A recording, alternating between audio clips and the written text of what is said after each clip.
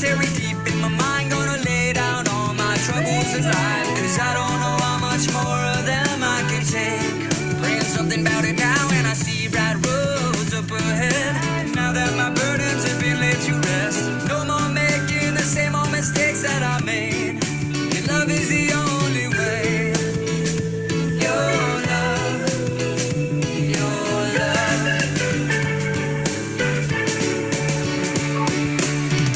Your love is the only way. Your love is the only way. Your love is the only way. Your love is the only way. Your love is the only way. Love is the only way. Your love, your love. So I'm going to the cemetery deep in my mind, gonna lay down all my troubles alive, cause I don't know how much more of them I can take. Praying something about it now, and I see bright roads up ahead. Now that my burdens have been laid to rest, no more making the same old mistakes that I made. Your love is the only way.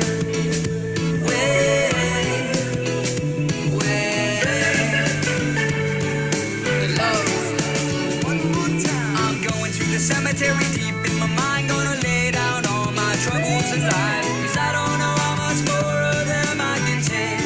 Praying something about it now, and I see bright roads up ahead. Now that my burdens have been laid to rest, no more making the same old mistakes that I made. Your love is the only way. Your love, your love, your love.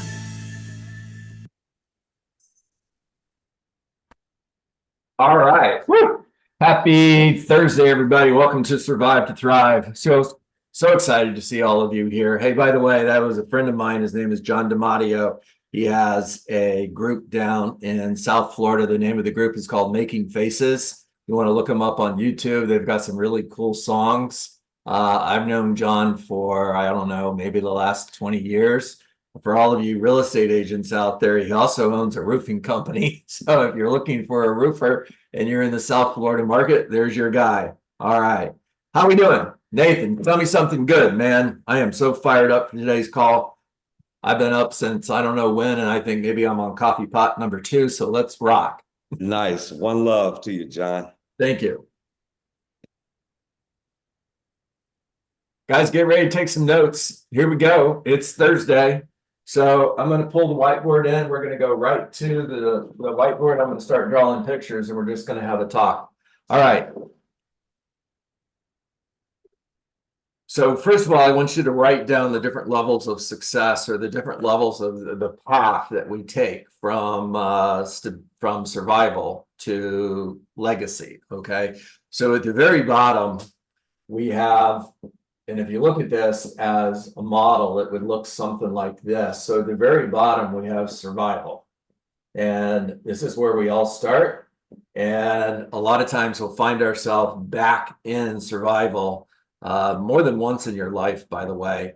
And you know what survival is like. You've been there. And survival is that point where, man, you're just trying to get by. I mean, I got to close another deal just so I can make the rent the next month. I got to feed my kids. I got to put a roof over our head. You know, I'm hanging on for dear life. It's survival, right? You've been there. I've been there more than once. Now, the path is from survival, we go into stability. And stability is, all right, I'm paying the bills, I'm making money, feeding the kids. We're not hitting our goals, but we're doing okay. And it's better than survival, but at the same time, it's not our purpose. Nobody was put here to live their life in stability. Zig Ziglar would tell you that you were designed for accomplishment. You were engineered for greatness. I believe the same thing, by the way. So from stability, we go to success. Now, success means you're hitting your goals. You're closing 24 sales a year. That's your goal. You're making over $200,000. You're driving the car you want to drive. You're living in the home you want to live in. You're going on vacations with your family. Life is good. You're successful. And for a lot of people, this is pretty much their destination. It just doesn't go any further than that. And there's no judgment here. That's completely okay if that's your choice. But if you choose to continue on this journey, the next level on this model is significance. Now, significance is when life becomes about other people. When your focus becomes helping other people achieve success. Maybe it's helping other people move from survival to stability to success. Life becomes about other people. Now, the highest level on this model here is legacy. And legacy is what happens when you're not here. It's what you leave behind. And, you know, this is something that is super important to me. Maybe it's because it's older. I don't know. Maybe because I'm a grandfather now. And I'm starting to think about how many more years I have left in real estate, right? As a leader, a trainer, a coach, a business builder. How many more years do I have in order to create legacy for you? For anyone that I have an opportunity to be a part of their life, you know, what's the world going to look like when I'm no longer here? And, you know, what kind of difference am I going to make? And not getting conceited here or having an inflated ego and thinking that, okay, I'm going to change the world. But then again, nothing wrong with thinking I'm going to change the world. Go for it. Do it. We need you to do it. Now, here's one of the things that I want to share with you is when you're in survival, you are laser focused. You are absolutely laser focused on what do I need to do in order to survive. And what happens is as you start to move up this model into stability, you're still laser focused because you haven't reached your destination. So you're still working with the same level of urgency. Write that down. That word's super important to this conversation. But here's the danger point, guys. You get here and you're in success and you start to take your foot off the gas and you start to just ease just a little bit. All right. Think about it like you're in a river and there's a current and you can swim against the current and go upstream, or the current can take you downstream. Upstream is continuing to move on this journey. Downstream is I'm here, I take my foot off the gas, and the current takes me back here. Now, I did a little bit more research on this conversation that I wanted to share with you today. And of course, I went to one of my favorite authors and I wanted to see what did Andy Andrews have to say on this subject. Here's what he shares in Just Jones. Read it. Be most aware of the danger of treading water.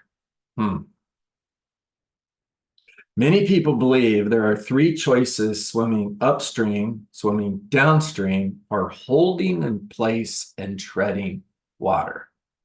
In reality, the choices are only two. One can struggle upstream. Boy, listen to that word, struggle. Struggle. It means you continue to grind. You continue to work with urgency. In other words, you work with the same urgency here that you did here. You're not treading water, you're struggling in order to go upstream. So one can struggle upstream or travel downstream. But when a person chooses to stop swimming midstream, when a person, I'm going to put it in real estate terms for you guys, when we decide to stop focusing on the things that matter most in order for us to move along that journey to legacy, when we take our foot just slightly off the gas, there is no such thing as holding in place. Water, like life, without purpose. Write that down. That word is super important. Water like a life without purpose. Water like a life without purpose.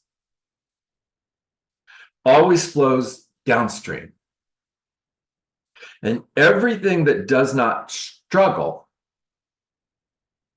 from its grass goes downstream too. All right. You want a solution? I'm going to give you a solution. Here's a solution. It's one word: urgent. Work with urgency.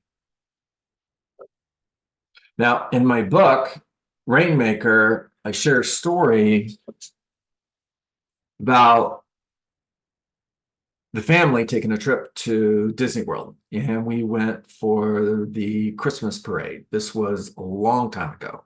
Colin was, I think, 4 years old. Lacey wasn't born yet, so I think I've got the age right, 4. And we're at Disney World. For those of you who have been to Disney World, and those of you on the West Coast out there in Los Angeles, Disneyland, of course, when you're standing in front of the Cinderella's palace, at least here in Florida, I know Disney World, I've never been to Disneyland, but when you're standing in front of Cinderella's palace and you're looking back towards Main Street, immediately on your right-hand side, there's this little store on the edge of the street there, and it's the end of the night, and we're tired, and it's I'm there, Monica's there, Colin's with us, of course, grandparents are there on both sides of the family, sisters, brothers, nieces, nephews. There's a whole bunch of us, and we're exhausted. So I grabbed Colin by the hand right before the parade starts, and I said, let's go get a hot dog. So we walk over to the store, Nathan, and we're standing in line to get our hot dog. And all of you who are parents can totally relate to this. And I've got Colin's left hand. I'm holding his hand with my right hand, and I'm ordering 2 hot dogs and a couple sodas. Now I grab the hot dogs and sodas and Colin, and we go over to the condiment section where ketchup and mustard and all that kind of stuff. And I look down at Colin and I ask him, "What do you want on your hot dog?" And I forget what he told me, but I let go of his hand long enough just to put the condiments on the hot dogs, maybe 10 seconds. I don't know, maybe 15 or 20 seconds. I look down to give him his hot dog and he's gone. Urgency. I was here. Immediately I was here. You guys following me? Give me a thumbs up if you're following me here, guys. All right, good. Immediately we went from here to here. And at that point, nothing else mattered. Nothing else mattered other than finding my son. Guys, I'm hoping that you're relating this story. I hope that you are connecting the dots and getting what the message is, because I'm speaking to you as real estate agents. This is not a story about Disney World. It's not a story about hot dogs belly. It's not a story about any of that other stuff. This is a story about you. Pay attention, because I'm talking about you. So everything stops. I grab Monica, the entire family, Disney security is alerted, and all of a sudden, for the next maybe 5 minutes, I don't know, maybe 10 minutes, it felt like eternity. The only thing, pay attention, the only thing we did was look for our lost son. It became the only thing that mattered. Blindfolds, no distractions, super focused. We were here.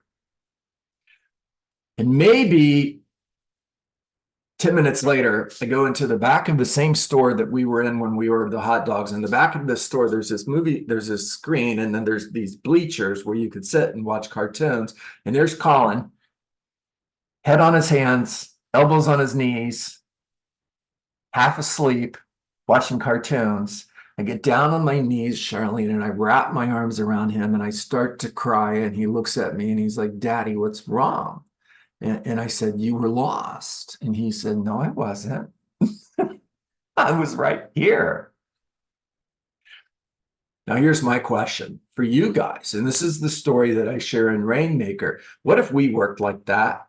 What if we came to work every single day and worked with that type of urgency in order to find the next deal?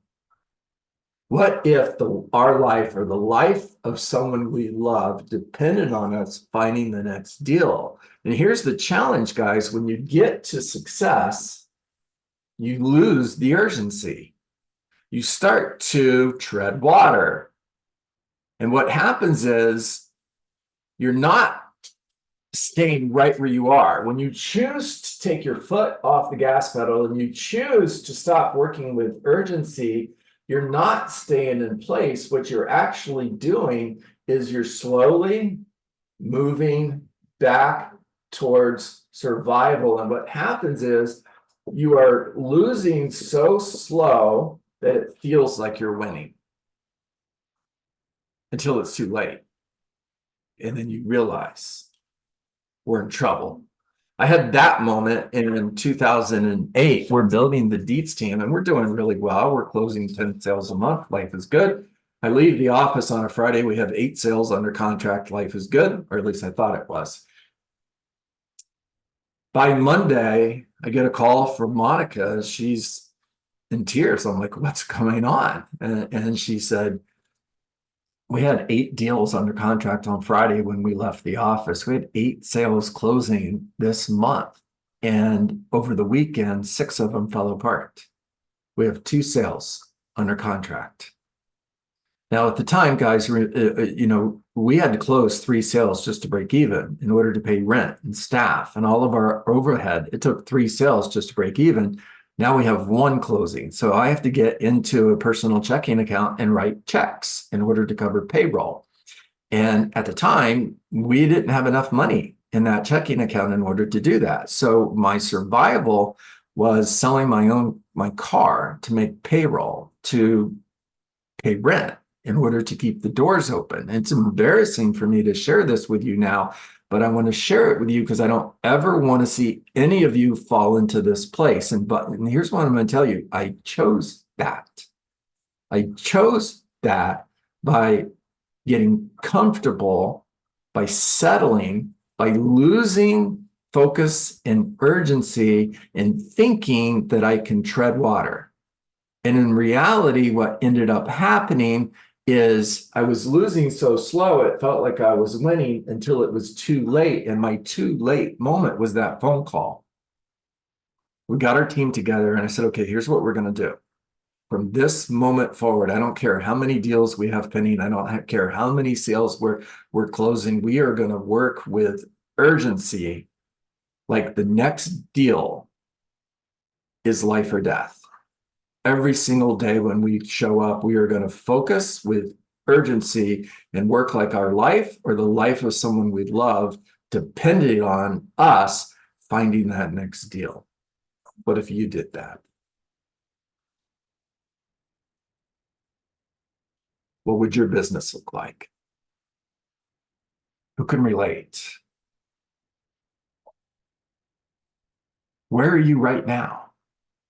Are you here? Are you in stability? Where are you on that list right now? Where do you want to be? What's the one thing that's going to make the difference?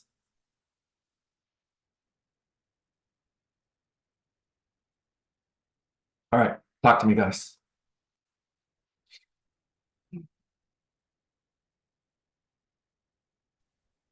No words on the story about the kid. I mean, quite frankly, that's a survival mode right there. You stop everything, and I think we all relate to that. I mean, those who are parents, I know that is super important. And quite frankly, I'm sharing that I'm not afraid to admit where I am, because I think that helps me and motivates me to move forward, to change what I'm doing. And yes, I'm in the almost stability going to survival mode right now, because I think that I was too comfortable on some, at some point. So it comes to the point like, all right, let's make it happen. Let's go in, let's get out there. Let's start making connections. Let's start calling people. Let's start, because you don't understand is how important affects your, whatever you do now is going to affect you in 6 months and in a year, and so on and so on. And my last year, I put a pause on that. I didn't create any new connections. I didn't create nobody, So right now, for what I made last year, now it's kind of like, all right, too slow, and I start building again. So I'm at the point to be in a survival mode. So yes, I'm not afraid to say it, but it's the reality. And quite frankly, I think as a anyone who's like knows anyone who suffers from alcoholism that has issues with that, you have to accept that you have a problem in Yeah. order to become better, and Yeah. that's part of that. So I am at that part of like being in survival mode right now, quite frankly. Belly, thank you for sharing. Really And you're appreciate not it. alone, Belly. I know what is that, but I think it's important to recognize but moving and doing something, and being here sometimes is not like a so pleasant because you're gonna hear some things that it's gonna probably kick your stomach, I will say. But yeah, it's important. It's important, and I think I woke up with several things that John mentioned in different meetings, and yes, survival mode makes you act, but because we're looking and pursuing the stability and eventually the success. So one step at a time. Thank you, Claudia. Appreciate that. Yeah, we learn so much in that process. Like I I I'm gonna admit something too, Belly, since you got it started. I mean, in my early years, did some really stupid stuff and went to jail. And I'm in jail and I'm like, I don't belong here. Mhm. I'm like, and the reason why I'm saying that is that we can be in survival mode and you can tell yourself, you know what, I don't belong here. Mhm. I can see an agent that just started, I mean, fresh. They're in survival mode. They don't know anything. But what I heard from you, Belly, is that, and this applies to myself too, like I've been up the ladder in different brackets, and then I come down. And when I come down, when I realize where I'm at, I'm like, Nathan, you don't belong here. Mhm. You're in jail. Because when I went to jail, I don't belong here. My parents raised me better to Mhm. be here, So but I do see that there's a lot of learning when we tread down. I'm able to really understand myself more, Yeah. and I'm able to see. There's a moment of truth where I'm able to see myself and the areas of like certain habits that I have that I want to change and all that kind of stuff. So I can totally relate. And John, I can relate with the son. My son was lost at the mall Mm. in the store. And I had an outer experience because I was yelling at the top of my lungs, like, where are you? Where are you? And all of a sudden we walking around the store and then I see him standing on top of the register.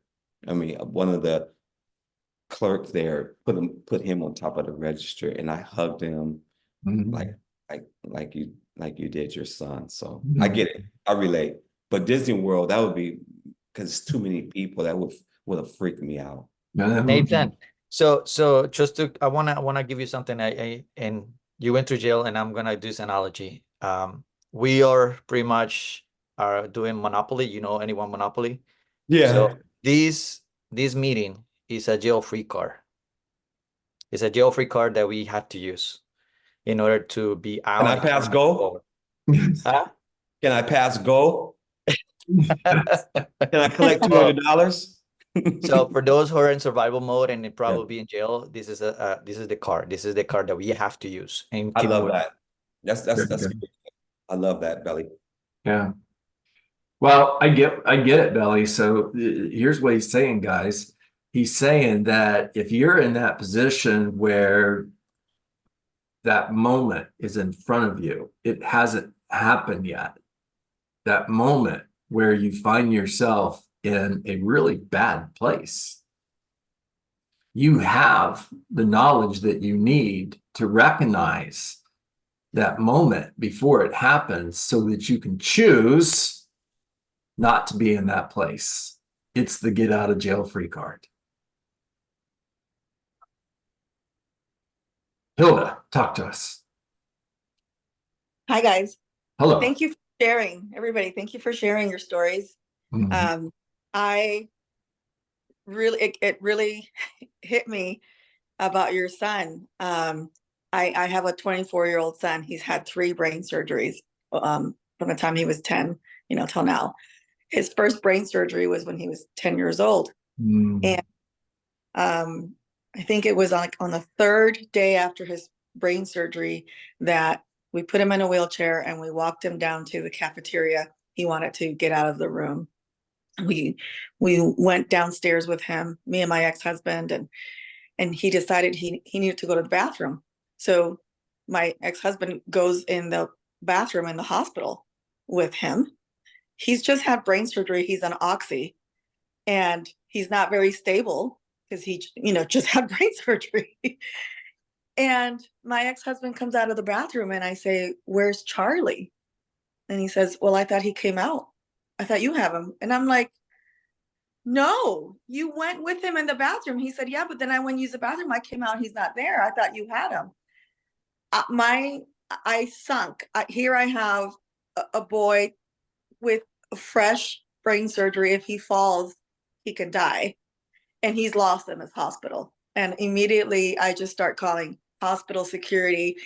I'm losing my mind. So when you were describing your son in Disneyland, like I started getting PTSD from that. Yeah. And that, and thank you for sharing that, because anytime now that I feel a little bit complacent, I'm gonna go back to that feeling of urgency. There you go. That's it right there, guys. Hilda, thank you for sharing that story. I didn't know that. Love, prayers, hugs for you and your family and Charlie. Thank you. Yeah. He's great. Say it again. He's great now. Good. That's what I Yes. wanted to hear. That's what I wanted to hear. All right, guys, that's a wrap. I have 9:30, so that's our stopping point. I hope you guys got value today. Good.